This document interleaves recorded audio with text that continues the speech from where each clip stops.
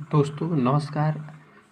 आज हम इतिहास की पहली क्लास शुरू करने जा रहे हैं और यह क्लास ऐसी होगी कि इसमें कम समय में ज़्यादा से ज़्यादा चीज़ें जानने का प्रयास करेंगे।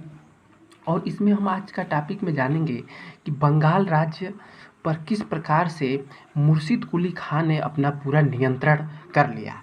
इस चीज़ के बारे में जानेंगे और ये भी जानेंगे कि बंगाल राज्य पर ही खासकर से मुग़लों का ध्यान क्यों रहता था। तो चलिए दोस्तों शुरू करते हैं।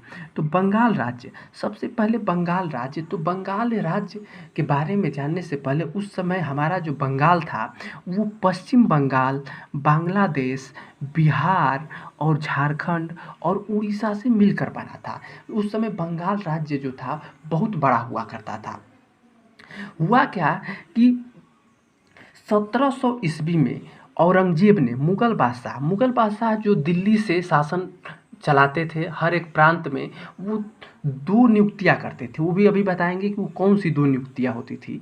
तो 1700 ईस्वी में औरंगजेब क्या करता है कि मुर्शिद कुली खां को बंगाल भेजता है और बंगाल भेजता है तो वह वहाँ उसको दीवान बनाकर भेजता है। अब जब वह बंगाल उसको दीवान बनाकर भेजता है तो यह बात मुर्शिद कुली खां को पता है कि मैं दीवान बन के वहाँ जा रहा हूँ, लेकिन उसके दिमाग में यह बात थी कि मुझे दीवान बन के नहीं रहना है। कहीं ना कहीं वह षड्यंत्र करना चाहता था। यह षड्यंत्र कैसे आगे करेगा, आगे इस वीडियो में पता चलेगा। दोस्तों सबसे पहले हम ये जानेंगे कि दीवान क्या होता है। तो देखिए, जो मुग़ल बादशाह होते थे वो प्रत्येक प्रांत में एक दीवान नियुक्त करता था और दूसरा सूबेदार नियुक्त करता था। अब दीवान जो होते थे वो राजस्व की देखरेख करते थे। किस चीज़ की देखरेख? राजस्व की। और जो सूबेदार होते थे वो कानून व्यवस्था की देखरेख करते थे। मतलब सूबेदार का कार्य होता था कानून व्यवस्था। तो जाहिर सी बात है, जो कानून व्यवस्था की देख रेख करेगा उसी के पास सेना होगी और जिसके पास सेना होगी वही शक्तिशाली होगा। और यही शक्तिशाली होने का कारण था कि मुर्शिद कुली खां पहले से ही सोच लिया था कि मुझे दीवान से सूबेदार भी बनना है। बात ये आई कि दीवान बनाकर तो मुर्शिद कुली खां को औरंगजेब ने भेजा, तो सूबेदार बनाकर किसे भेजा? तो सूबेदार जो था वह औरंगजेब का एक पोता था। उसे औरंगजेब ने अपने पोते को क्या बनाया? सूबेदार बना दिया। चूँकि वह मुग़ल बादशाह का पोता था तो वह मुख्य रूप से उसका ध्यान सूबेदारी पर नहीं था, वह दिल्ली में ही रहा करता था, उसका ध्यान दिल्ली पर ही था। इस तरह से मुर्शिद कुली खां को एक मौका मिल जाता है कि हम कहीं ना कहीं सूबेदार बन सकते हैं। दोस्तों होता क्या है कि धीरे समय बीतता है और औरंगजेब की मृत्यु हो जाती है। जैसा कि औरंगजेब की जैसे ही मृत्यु होती है, औरंगजेब की मृत्यु के बाद धीरे धीरे मुर्शिद कुली खां के लिए सूबेदार का रास्ता साफ हो जाता है।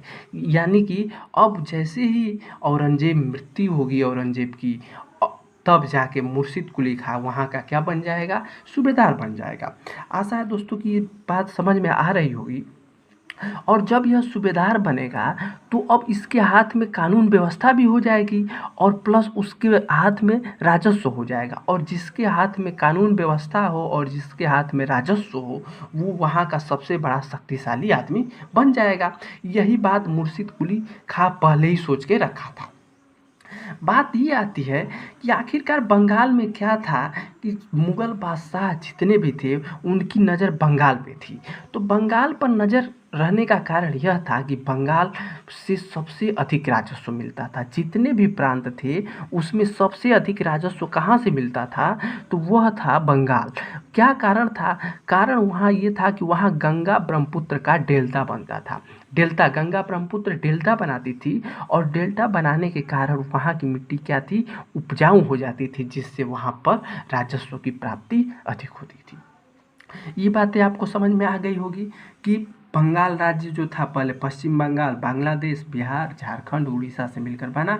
1700 ईस्वी में हुआ कि औरंगजेब ने मुर्शिद कुली खां को बंगाल में दीवान बनाकर भेजा, लेकिन वो दीवान बनाकर भेजा लेकिन मुर्शिद कुली के माइंड में यह चल रहा था कि मुझे सूबेदार भी बनना है। और सूबेदार बनने के लिए उसने क्या किया कि इंतज़ार किया कि कब औरंगज़ेब की मृत्यु हो, और जैसे ही औरंगज़ेब की मृत्यु होती है वह सूबेदार भी बन जाता है। आगे इसमें पढ़ेंगे तो देखिए क्या होता है कि 1707 ईस्वी में औरंगज़ेब की मृत्यु हो जाती है, और 1707 ईस्वी में जैसे ही औरंगज़ेब की मृत्यु होगी तब जाके 1717 ईस्वी में मुर्शिद कुली खां वहाँ का सूबेदार बन जाएगा और बंगाल राज्य को